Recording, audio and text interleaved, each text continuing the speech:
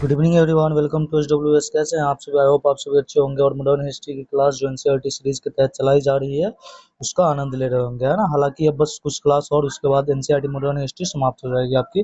जितने क्वेश्चन मैं बना सकता था उतने क्वेश्चन लेकर के आया। मेरी बातों को केवल आप ध्यान से सुनिए और हमेशा प्रयास कीजिए मुझसे पहले आंसर लगाने की, जिससे आपको आपकी तैयारी का अंदाजा हो जाएगा। और मैं हमेशा आपको एक चीज कहता हूँ कि जब भी आप सुबह उठे तो टारगेट फिक्स कीजिए, चाहे छोटा टारगेट हो या बड़ा टारगेट, और उसको अचीव करने के लिए आप अपना पूरा समय लगा दीजिए उसमें, ठीक है। तो चलिए हम लोग शुरू करते हैं। हम लोग अपना कारवा आज शुरू फिर से करते हैं। फिर से हम लोग कल कहाँ पे छोड़े थे? तो कल छोड़े थे क्वेश्चन नंबर 22 पे कि यह बहस किसने खड़ा किया था कि इस सदन में जो लोग भारत का संविधान रचने बैठे हैं उन्हें हिंदी नहीं आती, वे इन सभाओं के सदस्यता के पात्र नहीं है, उन्हें यह सदन छोड़ देना चाहिए। यह कथन किसका था? ये क्वेश्चन मैंने कल व्याख्या में करवाया था, आप सभी को होमवर्क के रूप में दिया था, बट आप में से कोई आंसर इसका नहीं लगाया है। बताइए क्या हो जाएगा? क्या जवाहरलाल नेहरू, क्या आरबी धुलेकर, या बी आर अम्बेडकर, या आरबी रंगा? तो इसका राइट आंसर क्या हो जाएगा? वो कौन थे? तो आरबी धुलेकर साहब। कौन थे? आरबी धुलेकर साहब। हालांकि ये चीजें जो है ना 3 साल तक, है ना, 3 साल तक इस पर बहस चली थी, 3 साल तक इस पर बहस चली थी, ठीक है। और मामला शांत भी हुआ तो किसके वजह से? जवाहरलाल नेहरू जी की वजह से, है ना। जवाहरलाल नेहरू जी के हस्तक्षेप की वजह से ये मामला भी लगभग शांत हुआ था, ठीक है। चलिए, तो ये था आज का हमारा एनसीईआरटी क्लास 12। ये अंतिम क्वेश्चन था, है ना, चैप्टर 12 का। तो आज यही पे समाप्त होता है एनसीईआरटी क्लास 12 का चैप्टर 12। हम लोग देखिए, आपको कुछ चीजें जो मॉडर्न हिस्ट्री के अंतर्गत तो नहीं आती है, बट मैं चाह रहा हूँ कि आपको करवाऊं, क्योंकि ये क्वेश्चन सब भी बहुत इंपॉर्टेंट है ना, बहुत इंपॉर्टेंट है। ये क्लास 6 का है ना, एनसीईआरटी क्लास 6 चैप्टर 1 का क्वेश्चन है, और ये मुझे लग रहा था कि इंपॉर्टेंट रहा, ये भी मैं करवाऊँ। हालांकि मैं सभी करवा दूंगा, बट शुरुआत अभी मॉडर्न से कर रहा हूँ, तो मॉडर्न में ही मैं इसको डाला हूँ, ठीक है। क्वेश्चन देखिए, पहला क्वेश्चन है कि प्राचीन काल में लोग किस नदी के किनारे रहते थे, है ना। क्या गंगा नदी के किनारे रहते थे, क्या सिंधु नदी के किनारे रहते थे, या नर्मदा नदी के किनारे रहते थे, या सतलज नदी के किनारे रहते थे, ठीक है। प्राचीन काल में लोग किस नदी के किनारे रहते थे? तो इसका जो राइट आंसर होगा क्या होगा? आप सभी क्या लगा रहे हैं बताइए? इसका जो राइट आंसर हो जाएगा वो हो जाएगा ऑप्शन सी, नर्मदा नदी, है ना। प्राचीन काल में लोग किस नदी के तट पर रहते थे? नर्मदा नदी के तट पर रहते थे, ठीक है। आज का नेक्स्ट क्वेश्चन देखिए। नेक्स्ट क्वेश्चन है क्वेश्चन नंबर 2 कि निम्नलिखित में से एक सही कथन का चयन करें। पहला कथन है कि प्राचीन काल में लोग गंगा नदी के तट रहते थे, है ना। दूसरा कथन है कि ये लोग अपने भोजन के लिए जड़ों, फलों और जंगलों से उत्पादों को संग्रह करते थे, है ना। और कूट का मतलब यहाँ पे मैं देना भूल गया कि कौन सा कथन सत्य है ना। तो क्या हो जाएगा? क्या केवल एक सही है, केवल दो सही है, केवल एक और दो दोनों सही है, इनमें से कोई नहीं? इसका राइट आंसर क्या हो जाएगा? देखिए, अभी जस्ट अभी पूछे पीछे क्वेश्चन गया है, प्राचीन काल में लोग किस नदी के तट पर रहते थे? तो नर्मदा नदी के तट पर रहते थे, ठीक है। और दूसरा कथन बिल्कुल सही है ना, दूसरा कथन क्या है? बिल्कुल सही कथन है, ठीक है।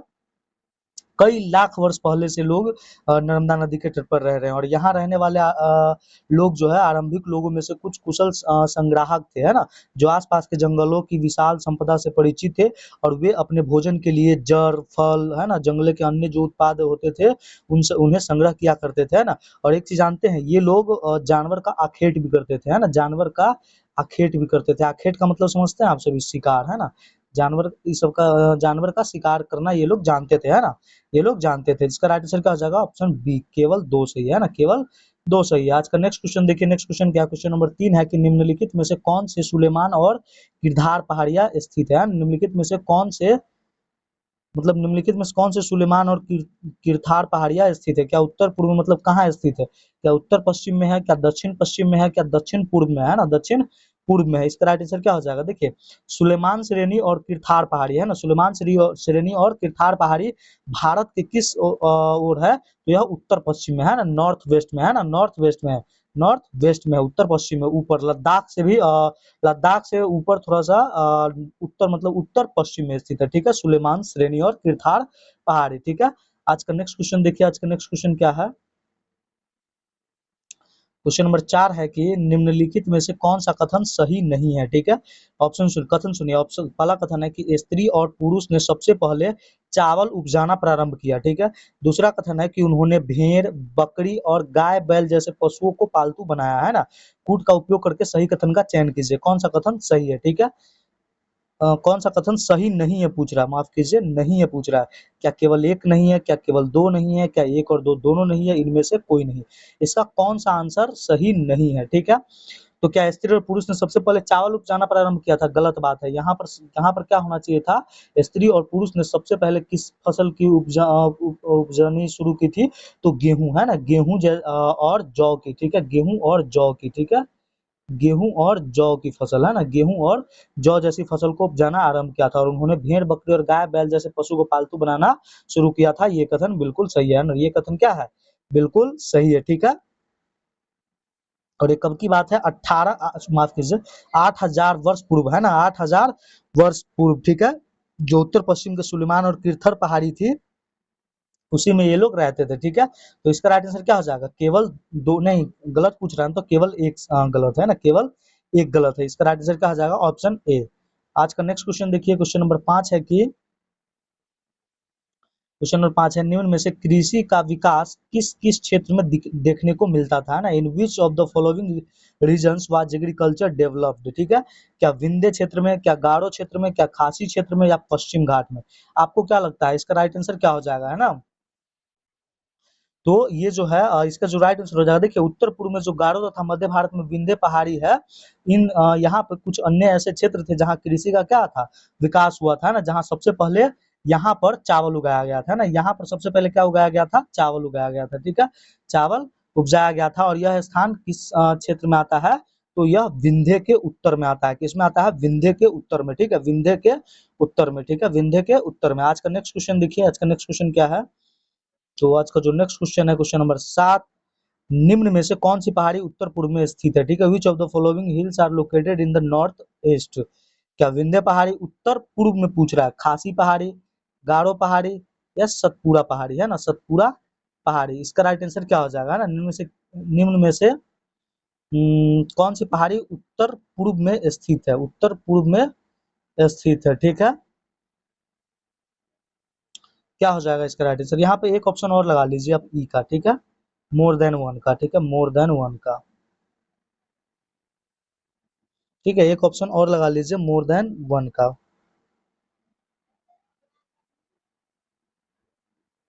तो इसका राइट आंसर क्या हो जाएगा? देखिए विंध्य पहाड़ी तो नहीं होगा ना, विंध्य पहाड़ी नहीं होगा, लेकिन गारो पहाड़ी भी है और खासी पहाड़ी भी है ना, गारो खासी, ये तीनों एक लाइन से ही है, गारो खासी और जयंतिया पहाड़ी, है ना, जयंतिया पहाड़ी। इसका राइट आंसर क्या हो जाएगा? Option E, more than one of the above, ठीक है, more than one of the above. लेकिन जानते हैं एनसीईआरटी में केवल गारो पहाड़ी का ही जिक्र करता है, खासी पहाड़ी नहीं है।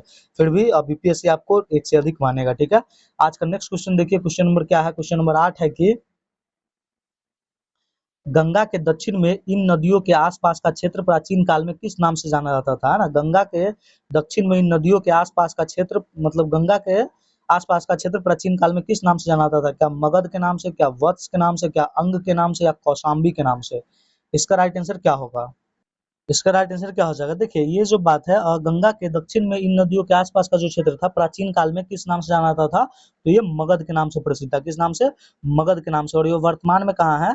तो वर्तमान बिहार, है ना, वर्तमान बिहार में, ठीक है,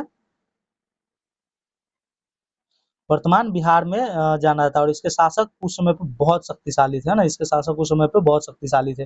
बताइए इसके शासक उस समय पे कौन थे? आज का नेक्स्ट क्वेश्चन देखिए, क्वेश्चन नंबर 9 है कि निम्नलिखित में से कौन उपमहाद्वीप की प्राकृतिक सीमा नहीं बनाता, है ना, निम्नलिखित में से कौन उपमहाद्वीप की प्राकृतिक सीमा नहीं बनाता है? क्या पहाड़ नहीं बनाता है, क्या पर्वत नहीं बनाता है, क्या समुद्र नहीं बनाता है? देखिए यहाँ पर एक अभी ग्लिच आ गया, तो मैंने अभी एक ऑप्शन को करेक्ट किया हूँ, ठीक है, और डी ऑप्शन को, ठीक है, बांद कर दिया हूँ। इसका राइट आंसर क्या हो जाएगा, है ना, इसका राइट आंसर क्या हो जाएगा? तो देखिए इसका जो है पहाड़ भी बनाता है, पर्वत भी बनाता है, समुद्र भी बनाता है, और यहाँ जो ऑप्शन था पठार, वो पठार भी बनाता है ना, पठार भी बनाता है। आप याद कीजिए लद्दाख का पठार, है ना, सीमा नहीं बनाती है क्या? बिल्कुल प्राकृतिक सीमा बनाती है ना। लेकिन यहाँ सीमा नहीं बनाने की बात की जाए तो वो बांध है ना, वो कौन सा है? बांध, ठीक है, बांध, पहाड़ी, पर्वत, समुद्र, पठार, ये सभी उपमहाद्वीप के प्राकृतिक सीमा का निर्माण करते हैं ना। हालांकि लोगों के लिए इन सीमाओं को पार करना आसान नहीं होता है। जिन्होंने ऐसा चाहा वे ऐसा कर सकेंगे, लेकिन पर्वतों की ऊंचाई को छू सके तथा गहरी समुद्र को पार सके, हालांकि अभी जो है लगभग लोग पार कर जाते हैं, लेकिन पहाड़ को पार करना अभी भी कठिन है। पहाड़ को पर्वत और पहाड़ को केवल दर्रा द्वारा ही अभी भी पार किया जाता है ना, दर्रा द्वारा ही अभी भी पार किया जाता है, ठीक है। आज का नेक्स्ट क्वेश्चन देखिए, नेक्स्ट क्वेश्चन क्या है? क्वेश्चन नंबर 10 है कि निम्न में से कौन सा देश दक्षिण एशिया उपमहाद्वीप का एक देश नहीं है ना, दक्षिण एशिया उपमहाद्वीप का, ठीक है। क्या पाकिस्तान नहीं है, क्या म्यांमार नहीं है, क्या चीन नहीं है, या बांग्लादेश नहीं है, ठीक है, बांग्लादेश नहीं है। निम्न में से कौन सा देश दक्षिण एशिया उपमहाद्वीप का एक देश नहीं है। तो दक्षिण एशिया उपमहाद्वीप का देश कौन नहीं है, तो वो चीन नहीं है। कौन है? चीन नहीं है ना। आधुनिक भारत में मतलब भारत हो गया, पाकिस्तान हो गया, बांग्लादेश हो गया, नेपाल हो गया, भूटान हो गया, श्रीलंका हो गया, है ना, और अफगानिस्तान, ईरान, चीन तथा म्यांमार आदि ये सभी पड़ोसी देश है इसके। लेकिन दक्षिण एशिया उपमहाद्वीप का देश इसमें शामिल कौन नहीं है, तो चीन। ऑप्शन सी इसका राइट आंसर हो जाएगा। ठीक है, चलिए आज का नेक्स्ट क्वेश्चन देखिए। क्वेश्चन नंबर क्या है? क्वेश्चन नंबर 11 है। आप लोग कंफ्यूज हो रहे होंगे ना यहाँ चीन से, लेकिन ऐसा है, एनसीईआरटी लिखती है। क्वेश्चन नंबर 11 है कि निम्नलिखित में से सही कथन का चयन करें, है ना। पहला कथन है कि पहाड़िया पर्वत और पर्वतों से सटे होने के कारण इसे उपमहाद्वीप कहा जाता है ना। पहाड़िया पर्वत और पर्वतों से सटे होने, मतलब पहाड़िया पर्वत और पर्वतों नहीं, यहाँ पर समुद्र होना चाहिए, है ना। पहाड़िया पर्वत और समुद्र समुद्र इस उपमहाद्वीप से सटे होने के कारण उसे उपमहाद्वीप की प्राकृतिक सीमा कहा जाना चाहिए था, ऐसा क्वेश्चन होना चाहिए था। ठीक है, यहाँ कुछ मिस टाइप हो गई है, मैं इस क्वेश्चन को आगे बढ़ता हूँ। ठीक है, मिस टाइपिंग हो गई है क्वेश्चन में। नेक्स्ट क्वेश्चन देखिए। क्वेश्चन नंबर क्या है? क्वेश्चन नंबर 12 कि निम्नलिखित में से इंडिया किस शब्द से निकला है ना। इंडिया किस शब्द से निकला है? क्या इंडम से निकला है, एंडम से निकला है, क्या भारत से निकला है, क्या इंडस से निकला है, या इंडू? इंडू नहीं, इंड होगा। ठीक है, इंडू, इंड, मतलब यहाँ पर इंड होना चाहिए। ठीक है, इंड, इंड से। ठीक है, किससे निकला है बताइए आप सभी। तो इसका जो राइट आंसर हो जाएगा वो हो जाएगा सी, इंडस, है ना। क्या हो जाएगा? सी, इंडस शब्द से, है ना, इंडस शब्द से निकला हुआ है। ठीक है, इंडिया। आज का नेक्स्ट क्वेश्चन देखिए। क्वेश्चन नंबर क्या है? क्वेश्चन नंबर 13 है कि क्वेश्चन नंबर 13 कि निम्नलिखित में से असत्य कथन का चयन करें, है ना। असत्य कथन का चयन करें। ठीक है, इंडिया शब्द इंडस से निकला है जिसे संस्कृत में सिंधु कहा जाता है। क्या ये कथन सही है? दूसरा है कि भारत नाम का प्रयोग उत्तर पश्चिम में रहने वाले लोगों के एक समूह के लिए किया जाता था। क्या ये कथन सही है? तीसरा है कि पांडुलिपियों प्रायः ताड़ पत्रों अथवा हिमालय क्षेत्र में उगने वाले भुर्ज नामक पेड़ की छाल से भोजपत्र पर लिखी मिलती है। क्या ये कथन सही है? चौथा है कि ईरानियों और यूनानियों ने सिंधु नदी के पूरब में स्थित भूमि प्रदेश को भारत कहा जाता है। यही कथन गलत है ना, ये कथन बिल्कुल गलत है ना। क्या पहला कथन सही है? बिल्कुल सही है, इंडस शब्द से निकला है। भारत नाम का प्रयोग उत्तर पश्चिम में, ये भी सही है, और पांडुलिपि ये भी सही है। इसका 1, 2 और 3 तीनों कथन सही है। कहाँ है 1, 2 और 3? कौन सा कथन पूछ रहा है? असत्य पूछ रहा है।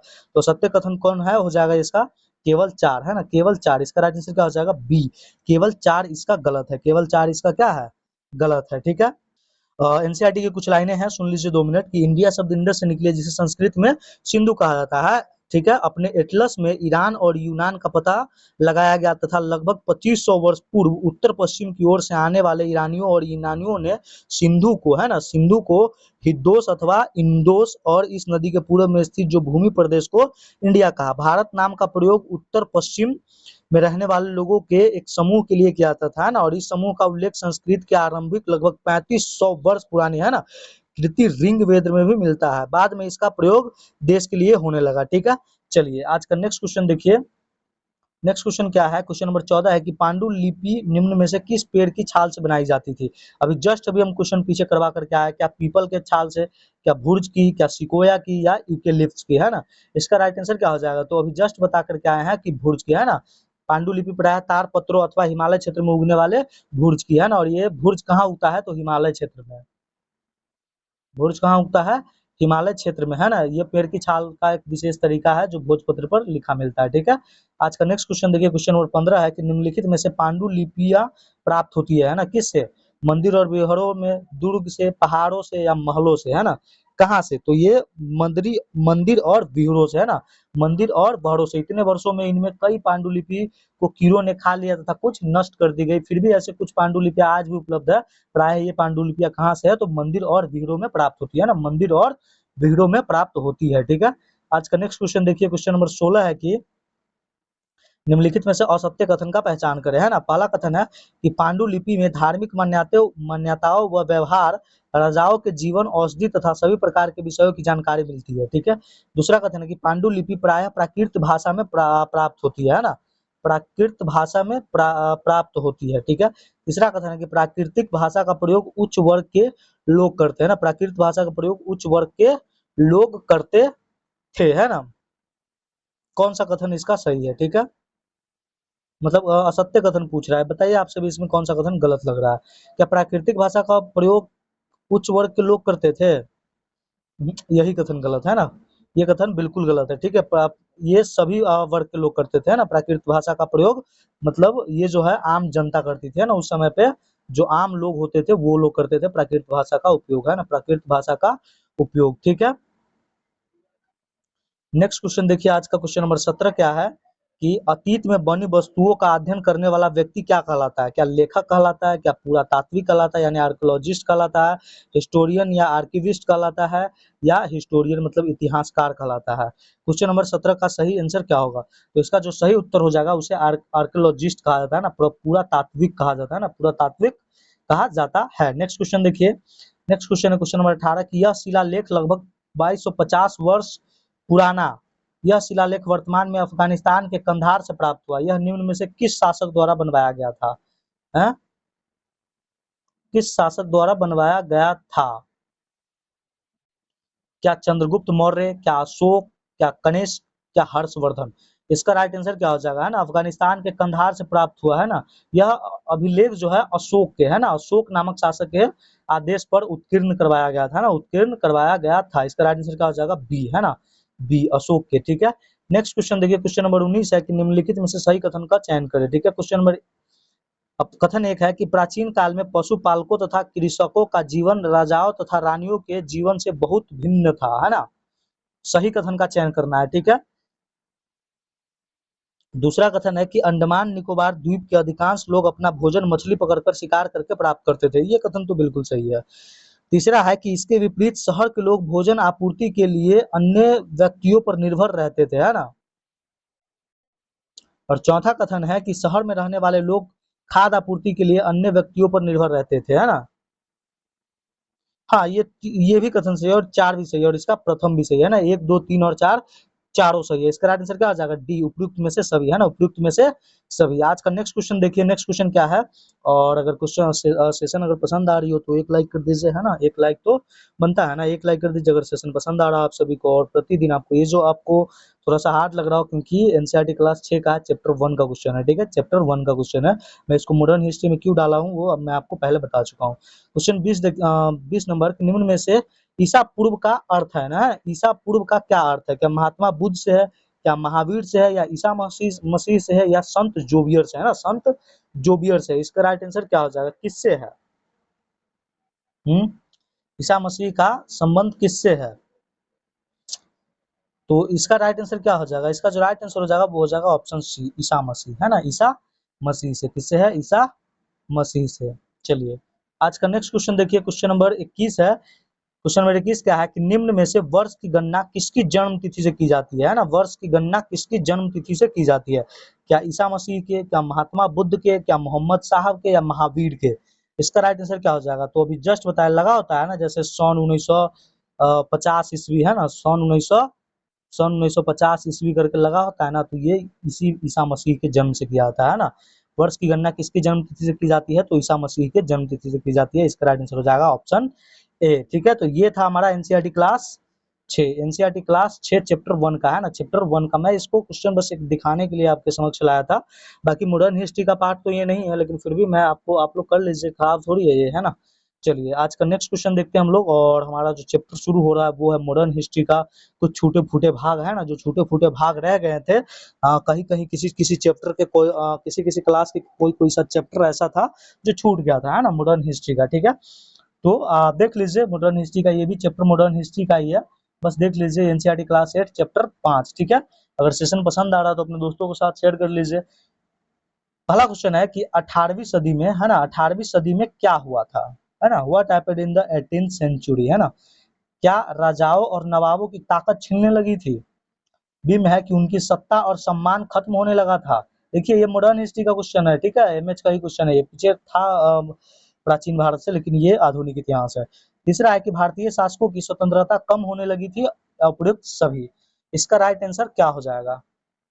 तो इसका जो राइट आंसर हो जाएगा वो हो जाएगा डी, है ना, उपयुक्त सभी। क्या हो जाएगा? उपयुक्त सभी, ठीक है। 18वीं सदी के मध्य से ही राजाओं और नवाबों की ताकत छिनने लगी थी और उनकी सत्ता और सम्मान दोनों खत्म होते जा रहे थे, है ना। बहुत सारे दरबारों में रेजिडेंट तैनात कर दिए गए, है ना। और रेजिडेंट क्या होता है, आप सभी कमेंट सेक्शन में बताइए। अभी 2 दिन पहले मैंने आपको एक क्वेश्चन करवाया था ना रेजिडेंट से संबंधित। रेजिडेंट क्या होता है ना, रेजिडेंट तैनात कर दिए गए तथा स्थानीय शासकों की स्वतंत्रता घटती जा रही थी, उनकी सेनाओं को भंग कर दिया गया था, उनके राजस्व वसूली के अधिकार वो इलाके एक एक करके छीने जा रहे थे, है ना। इसका राइट आंसर हो जाएगा डी, उपयुक्त में से सभी। क्वेश्चन नंबर 5 क्या है कि 1849 ईस्वी में गवर्नर जनरल डलहौजी ने क्या ऐलान किया था, है ना। क्या मुगल बादशाह बहादुर शाह जफर की मृत्यु के बाद उनके परिवार को लाल किले से निकाल दिया जाएगा। क्वेश्चन नंबर 5 है ना, बहादुर शाह की मृत्यु के बाद, बहादुर शाह जफर की मृत्यु के बाद उनके परिवार को लाल किले से निकाल दिया जाएगा। बी में है कि मुगल बादशाह द्वारा ठीक से शासन नहीं चलाया जा रहा है।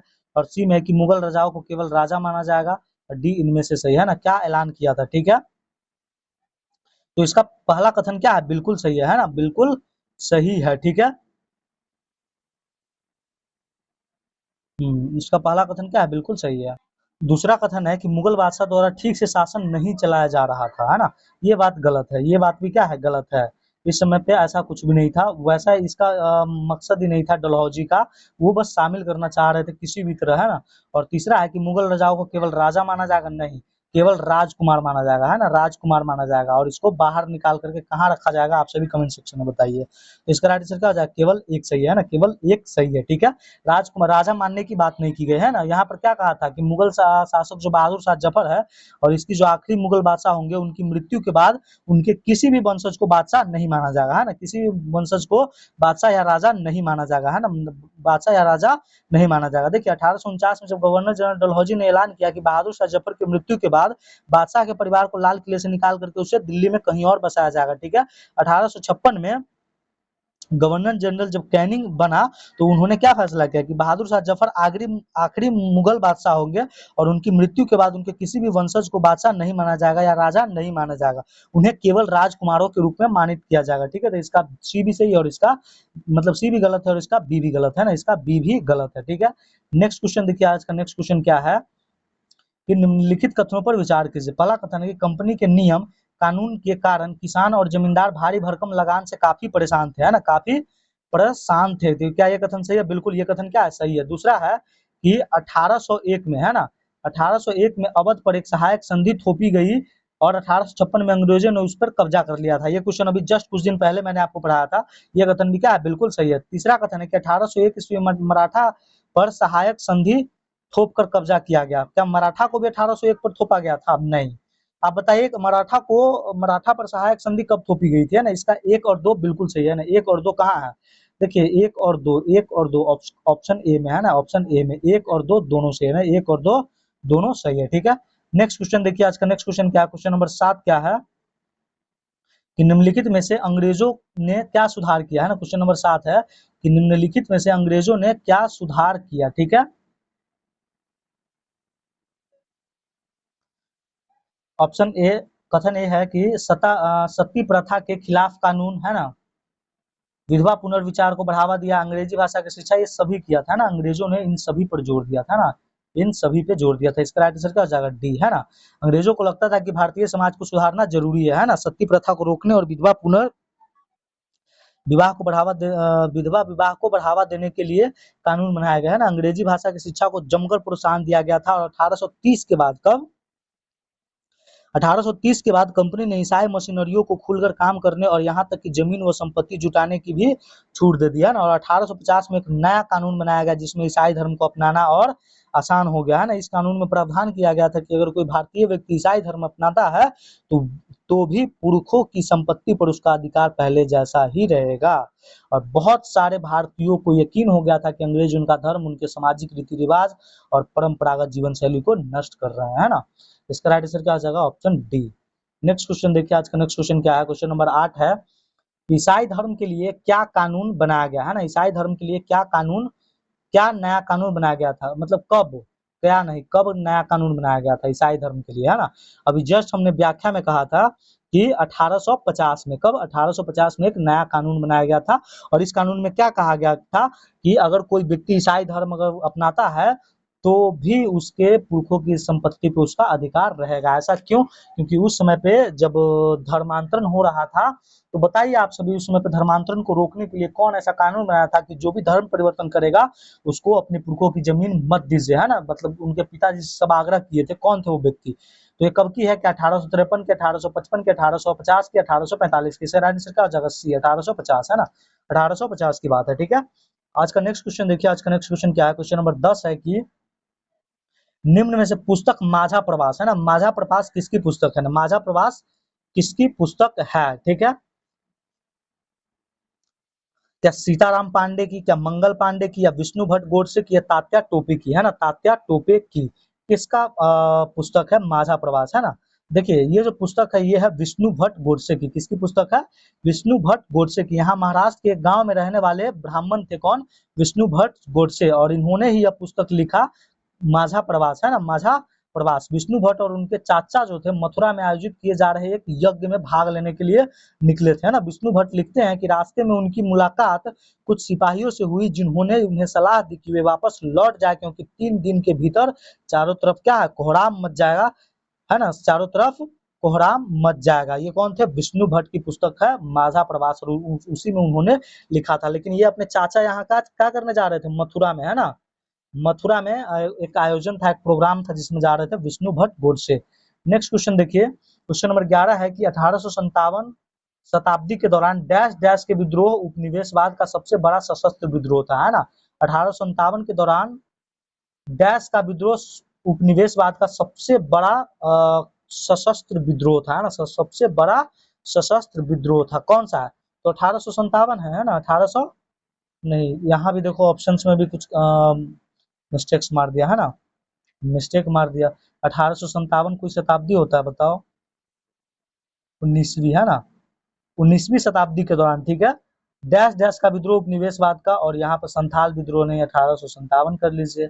यहाँ पर सिपाही विद्रोह नहीं, 1861 कर लीजिए। इसका राइट आंसर क्या हो जाएगा? अब हो जाएगा इसका right answer C, 1857, 1857। Next question देखिए, क्वेश्चन नंबर 12 है कि निम्न में से 1857 के विद्रोह कहाँ से शुरू हुआ था? क्या दिल्ली से, क्या कानपुर से, क्या मेरठ से, या झांसी से, है ना? इसका राइट आंसर क्या हो जाएगा? इसका राइट आंसर क्या होगा? बताइए आप सभी, इसका आंसर क्या होगा? तो इसका जो राइट आंसर हो जाएगा ऑप्शन सी, है ना? मेरठ। भारत के उत्तर भाग में जो 1857 में एक ऐसी स्थिति पैदा हो गई थी कि फतह और शासन के 100 साल बाद ईस्ट इंडिया कंपनी को एक भारी विद्रोह से जूझना पड़ रहा था, है ना?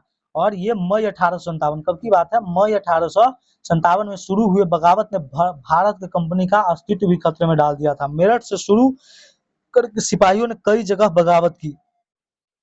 समाज के विभिन्न तबकों की असंख्य लोग विद्रोही तेवरों के साथ उठ खड़े हुए। कुछ लोग मानते हैं कि 19वीं सदी में उपनिवेशवाद के खिलाफ दुनिया भर में यह सबसे बड़ा सशस्त्र संघर्ष रहा था, और ये कहाँ से उठा था? मेरठ से। नेक्स्ट क्वेश्चन देखिए, क्वेश्चन नंबर 13 क्या कह रहा है कि 1857 के विद्रोह के तत्कालीन कारण क्या था? 1857 के विद्रोह के तत्कालीन कारण क्या थे? क्या सैनिक को कम वेतन देना? देखिए कारण ये भी सही है, सैनिक को अपमान करना कारण ये भी सही है। अब देखो अपमान ही है ना, अगर किसी को समुद्र पार युद्ध करने जाने के लिए कहा जा रहा है तो वो अपमान ही है ना। तीसरा है कि सामाजिक कुरीतियों पर रोक लगा देना है। क्या? चर्बी वाले कारतूस का प्रयोग करना, है ना? देखिए ये सभी कारण सही है ना, ये सभी कारण सही है। लेकिन तत्कालीन कारण की अगर बात की जाए तो ये हो जाएगा चर्बी लगे कारतूस, है ना? चर्बी वाले कारतूस, ठीक है। और ये 8 अप्रैल, है ना? कब की बात है ये?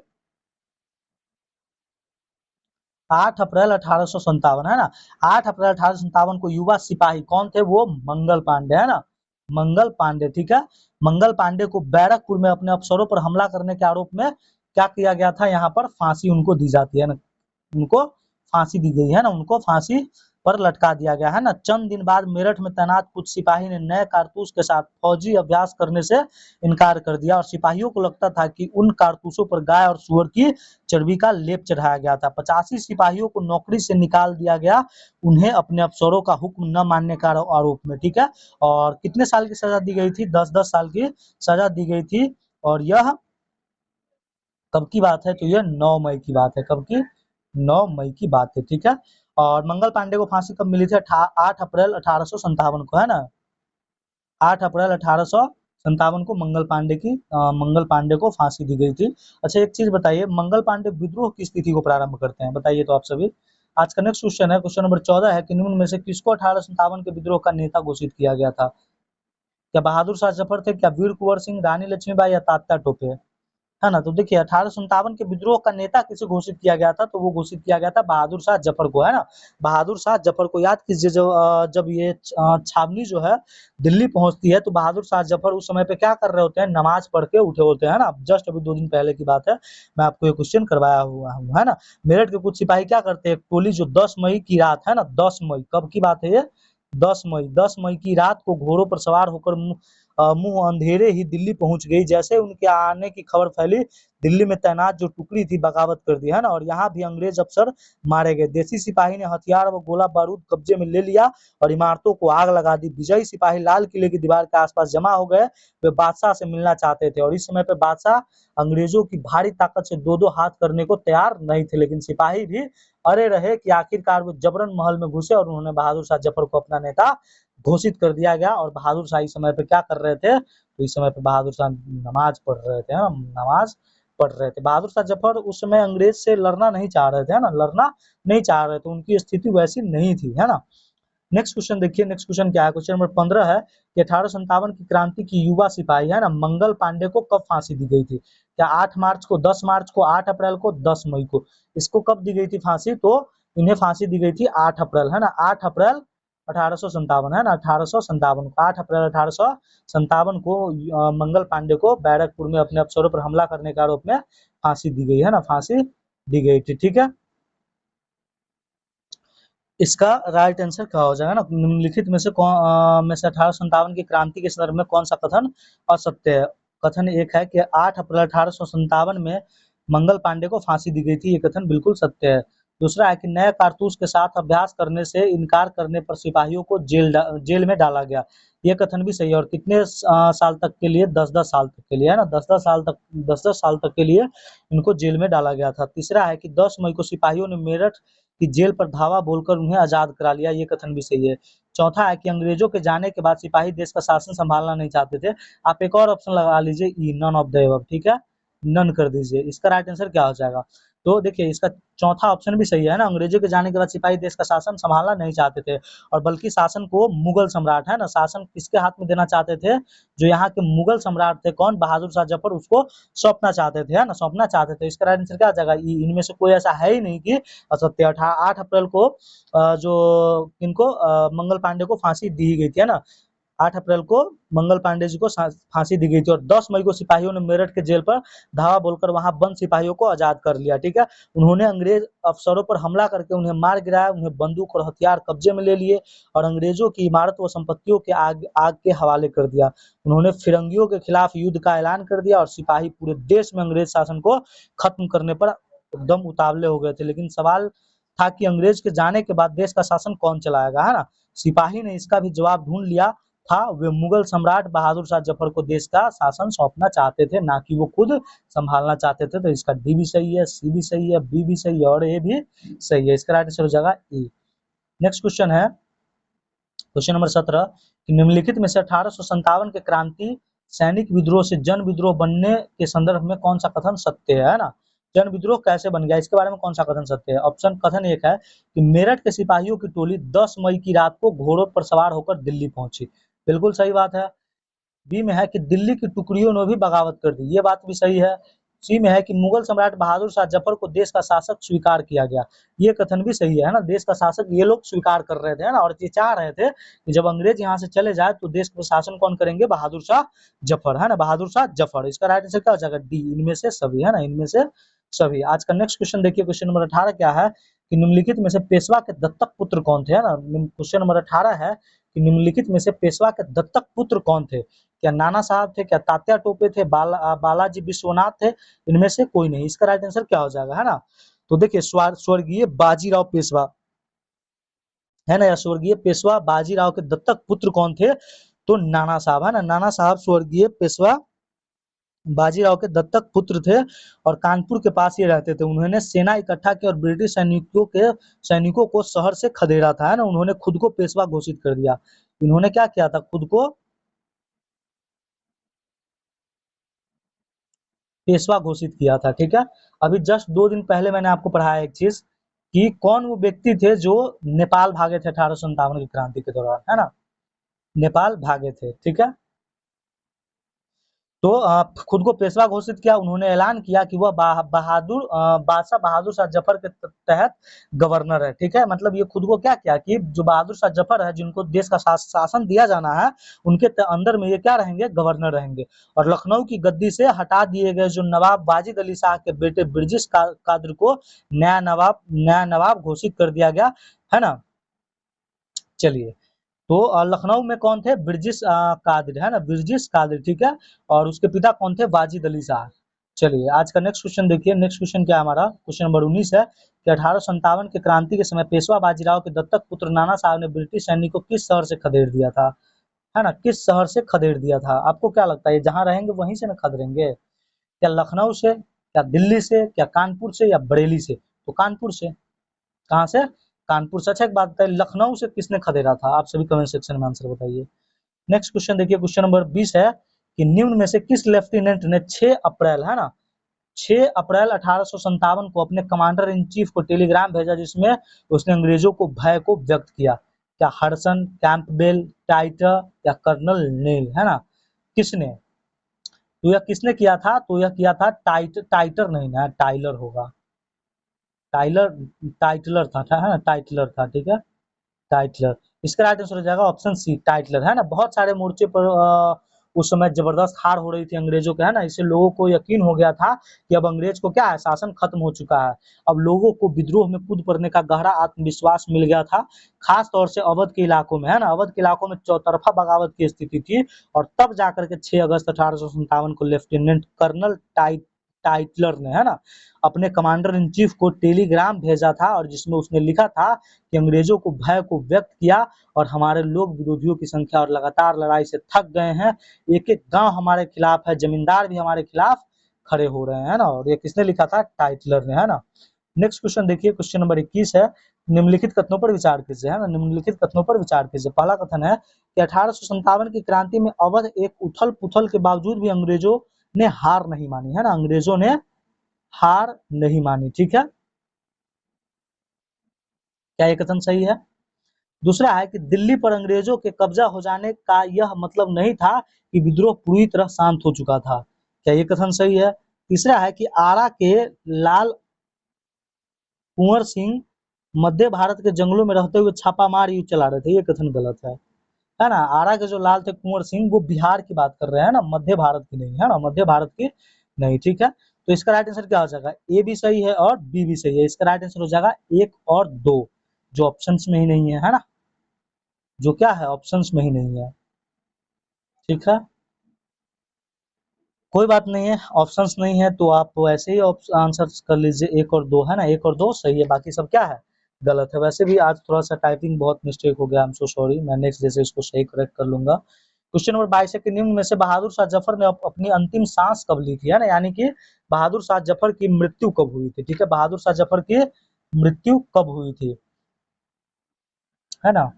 क्या 1858 में, क्या 1860 में, क्या 1862 में, 1865 में, है ना। क्या हो जाएगा इसका सही आंसर, तो इसका सही आंसर हो जाएगा सी, 1862 में, है ना। अंग्रेजों के जब कब्जे में आ गई थी, तो अंतिम जो मुगल बादशाह बहादुर शाह जफर पर मुकदमा चलाया गया और उन्हें क्या कर दिया गया था, आजीवन कारावास की सजा दी गई थी, और उनके बेटों को उनकी आंखों के सामने गोली मार दी गई। बहादुर शाह और उनकी पत्नी यानी बेगम जो थे, जिन्नत महल को अक्टूबर 1858 की बात है ये, अक्टूबर 18 मतलब अक्टूबर 1858 की बात है, इन लोगों को रंगून जेल भेज दिया, है ना। रंगून जेल किस देश में है अभी वर्तमान में, बताइए। रंगून जेल में भेज दिया गया, और इसी जेल में नवंबर 1862 में, है ना, नवंबर 1862 में किसकी मृत्यु हो जाती है, बहादुर शाह जफर की मृत्यु हो जाती है, बहादुर शाह जफर की मृत्यु हो जाती है। नेक्स्ट क्वेश्चन देखिए, क्वेश्चन नंबर 23 है कि मध्य भारत जंगलों में रहते हुए आदिवासी और किसानों की सहायता से किसने छापामार युद्ध चलाते रहे थे, है ना, मध्य भारत से, है ना, मध्य भारत से, ठीक है। क्या वीर कुंवर सिंह, क्या तात्या टोपे, क्या बख्त खां, या अहमदुल्ला शाह, है ना, अहमदुल्ला शाह, किसने। तो यह कौन चला रहे थे, तात्या टोपे ने, है ना, बी। इसका राइट आंसर क्या हो जाएगा, तात्या टोपे। तात्या टोपे मध्य भारत के जंगलों में रहते हुए आदिवासी और किसानों की सहायता से छापामार युद्ध चला रहे थे, ठीक है। नेक्स्ट क्वेश्चन देखिए, क्वेश्चन नंबर 24 है कि 1857 की क्रांति के बाद की घटना पर विचार कीजिए, है ना। पहला कथन है कि क्रांति के बाद ब्रिटिश संसद ने 1858 में एक नया कानून पारित कर ईस्ट इंडिया कंपनी के सारे अधिकार ब्रिटिश साम्राज्य के हाथ में सौंप दिए, है ना। दूसरा कथन है कि ब्रिटिश मंत्रिमंडल के भारत मंत्री की नियुक्ति की गई। तीसरा कथन है कि भारत के गवर्नर जनरल को वायसराय का ओहदा दिया गया। चौथा कथन है कि उपयुक्त में कूट का प्रयोग करके कौन सा कथन असत्य है ना, कौन सा कथन असत्य कथन की पहचान करना है ना, असत्य कथन की पहचान करनी है, ठीक है।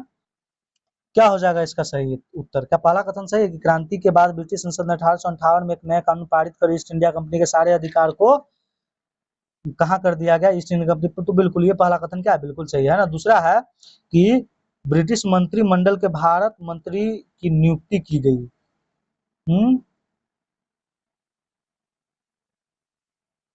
हाँ, ये कथन भी सही है ना, ये कथन भी सही है। ब्रिटिश मंत्रिमंडल ने भारत के शासन से संबंधित शासन को संभालने हेतु एक सदस्य को भारत मंत्री नियुक्त किया गया था, ये कथन भी क्या है, बिल्कुल सही है। तीसरा कथन है कि भारत के गवर्नर जनरल को वायसराय का ओहदा दिया गया, है ना, तो ये कथन भी सही है। इसी समय तो भारत को वायसराय बनाना, और पहले वायसराय कौन थे?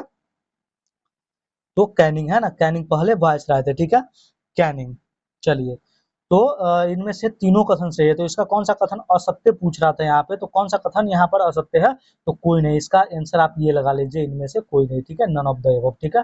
नेक्स्ट क्वेश्चन देखिए, क्वेश्चन नंबर 25 है कि निम्नलिखित में से पाइका संग्राम, है ना, निम्नलिखित में से पाइका संग्राम नहीं, यहाँ पर होना चाहिए था खुर्दा संग्राम, है ना, खुर्दा, खुर्दा। एनसीईआरटी की लाइन है दोस्त, निम्नलिखित में से खुर्दा संग्राम कब घटित हुई, है ना, खुर्दा संग्राम कब घटित हुई थी, है ना, क्या 1817 में, क्या 1824 में, क्या 1844 में, 1848 में? तो ये जो खुर्दा संग्राम था यह 1817 में घटित हुआ था, ऑप्शन ए सही है उत्तर है, ठीक है। 1857 की घटना से बहुत पहले उसी प्रकार की एक घटना हुई थी सन 1817 ईस्वी में, और इस घटना का नाम क्या था, खुर्दा, है ना, खुर्दा संग्राम। ऐसा क्यों? क्योंकि खुर्दा नामक एक स्थान है ना, और यहीं पे घटित हुआ था, और यह इस घटना का अध्ययन करना और इस बात पर विचार करना भी शिक्षाप्रद होगा कि कैसे अंग्रेजों की औपनिवेशिक नीतियों के खिलाफ 19वीं सदी के शुरुआत से ही देश के विभिन्न हिस्सों में असंतोष निर्मित होने लगा था, ठीक है, असंतोष निर्मित होने लगा था, ठीक है। और आज का अंतिम प्रश्न है, आज का अंतिम प्रश्न है, क्वेश्चन नंबर 26 है कि निम्नलिखित में से पाइका, फिर पाइका दे दिया है, खुर्दा, ठीक है, खुर्दा संग्राम। खुर्दा संग्राम के संदर्भ में निम्नलिखित कथन पर विचार कीजिए। पहला कथन है कि खुर्दा जो कि उड़ीसा के दक्षिण पूर्व भाग में स्थित है एक छोटा सा राज्य है, क्या ये कथन सही है?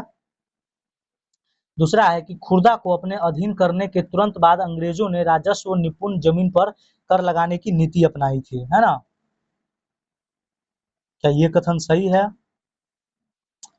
तीसरा है कि 29 मार्च 1820 को बानपुर पुलिस चौकी और अन्य सरकारी स्थानों पर हमला कर दिया गया, कौन सा कथन सही है? कथन इसका एक भी सही है ना, ये उड़ीसा के दक्षिण पूर्वी भाग में, और ये भी सही है, और ये भी सही, इनमें से सभी सही है ना, इनमें से सभी क्या है, बिल्कुल सत्य है ना, इनमें से सभी हो जाएगा, ठीक है। मैं कुछ एनसीईआरटी की लाइनें हैं जो आप सुन लीजिए। देखिए, खुर्दा जो कि उड़ीसा के दक्षिण पूर्वी भाग में स्थित है, एक छोटा सा राज्य था, है ना, वह जो है 19वीं शताब्दी की शुरुआत में 105 गढ़ों, जिनमें 60 बड़े और 1109 छोटे गांव सम्मिलित थे।